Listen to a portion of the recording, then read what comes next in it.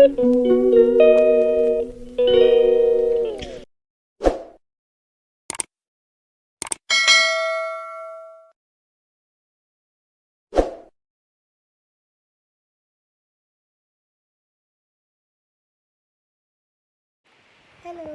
അപ്പോൾ എല്ലാവർക്കും VLV ഫാമിലിയുടെ പുതിയൊരു എപ്പിസോഡിലേക്ക് സ്വാഗതം.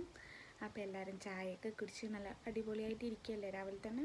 അപ്പോൾ ഇന്ന് ഞാൻ വന്നിട്ടുള്ളത് ഒരു വെറൈറ്റി വീഡിയോ ആയിട്ടാണ്. അതായത് നമ്മൾ കുറേ നാണയത്തിൻ്റെ കളക്ഷൻസ് നിങ്ങൾക്ക് കാണിച്ചു തന്നു. അതുപോലെ തന്നെ കുറേ രാജ്യങ്ങളുടെ നോട്ട് കളക്ഷൻസ് കൂടെ അച്ഛനുണ്ട്. അപ്പോൾ അതിൻ്റെ കൂടെ തന്നെ കാണിക്കുമ്പോൾ ഒരു വലിയ വീഡിയോ ആവും, ലാഗ് അടിക്കും, നിങ്ങൾക്ക് കുറേ പേർക്കൊന്നും ഇഷ്ടപ്പെട്ടു എന്ന് വരില്ല. അപ്പോൾ അതിൻ്റെ കൂടെ അതുകൊണ്ടായിരുന്നു കാണിക്കാതിരുന്നത്, രണ്ട് പാർട്ടായിട്ട് ചെയ്യാമെന്ന് വെച്ചിട്ട്. അപ്പോൾ നാണയം ഞാൻ വേറെ തന്നെ കാണിച്ചു. ഇനിയിപ്പോൾ ഞാൻ കാണിക്കാൻ പോകുന്നത് നോട്ടിൻ്റെ കളക്ഷൻസാണ്. അപ്പോൾ ഒരുപാട് രാജ്യത്തിൻ്റെ ഗൾഫ് രാജ്യങ്ങളുടേതും അല്ലാത്ത നമ്മളുടെ അയൽ രാജ്യങ്ങളുടെയൊക്കെ നോട്ട് കളക്ഷൻസ്. അപ്പോൾ ഇത് ഒരുപാട് കാണാത്ത ആൾക്കാരുണ്ടാവും, അപ്പോൾ കാണാൻ ആഗ്രഹിക്കുന്നവരുണ്ടാവും. അങ്ങനെയുള്ളവർക്ക് വേണ്ടിയിട്ടാണ് ഇങ്ങനൊരു വീഡിയോ ചെയ്യാമെന്ന് വിചാരിച്ചത്. അപ്പോൾ നാണയത്തിൻ്റെ കളക്ഷൻസ് ഇട്ടപ്പോൾ 2-3 കമൻറ്റ്സ് വന്നു, നന്നായിട്ടുണ്ട്, അടിപൊളിയാണ് എന്നൊക്കെ പറഞ്ഞിട്ട്. അപ്പോൾ ഞാൻ വിചാരിച്ചു എന്തായാലും നോട്ടും കൂടെ കാണിച്ചിട്ടുണ്ടെങ്കിൽ കുറേ പേർക്ക് ഇഷ്ടപ്പെടുമെന്ന്. അപ്പോൾ ഇനിയിപ്പോൾ നമുക്ക് ഏതായാലും നോട്ടിൻ്റെ കളക്ഷൻസ് എന്തൊക്കെയാണ്, എത്രയുണ്ട് എന്നുള്ളത് നോക്കാം.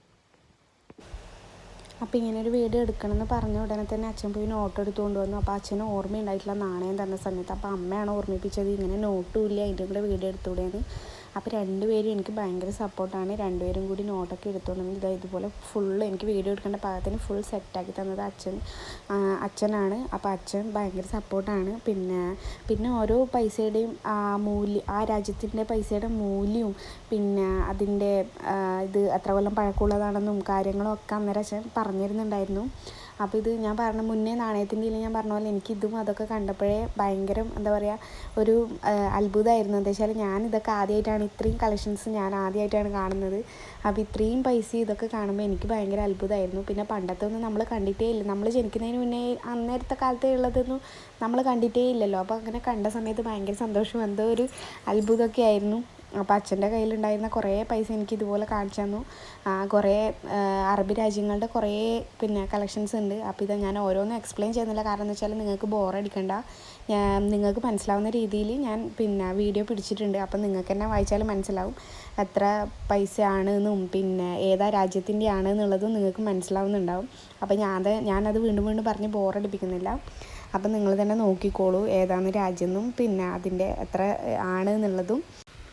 കാണാനും അറിയാനും ഇഷ്ടമുള്ളവർക്ക് വേണ്ടിയിട്ടാണ് ഞാൻ രണ്ടാമതും ഈ നോട്ടിൻ്റെയും കൂടെ വീഡിയോ ഇട്ടത്. കാരണം എന്ന് വെച്ചിട്ടുണ്ടെങ്കിൽ എനിക്കിപ്പം ഇവിടെ വന്നുകൊണ്ട് ഇതൊക്കെ കാണാൻ പറ്റി. അപ്പോൾ ഇതുപോലത്തെ അവസരം കിട്ടാത്ത കുറേ പേരുണ്ടാവുമല്ലോ, അങ്ങനെയുള്ളവർക്ക് ഇത് കാണാനുള്ള ഒരു അവസരം എന്നുള്ള രീതിയിലാണ് ഞാൻ ഈ വീഡിയോ എടുത്തിട്ടുള്ളത്.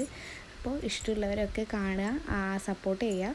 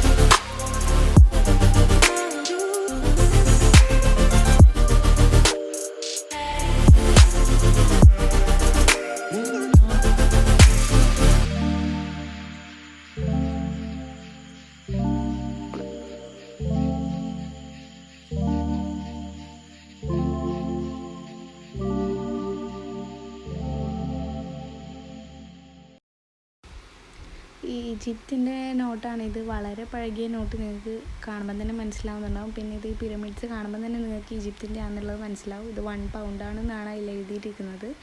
പിന്നെ ഇത് മലേഷ്യയുടെ പൈസയാണ്. ഇത് ശരിക്കും പ്ലാസ്റ്റിക്കിലാണ് ഉള്ളത്. നമ്മളുടെ സാധാരണ നോട്ട് പോലത്തെ കുറച്ച് കട്ടിയുള്ള അങ്ങനത്തെ അല്ല, ഇത് പ്ലാസ്റ്റിക്കിലാണ് ഉള്ളത്. അപ്പോൾ അത് പറയണമെന്ന് തോന്നി, അതുകൊണ്ടാണ്.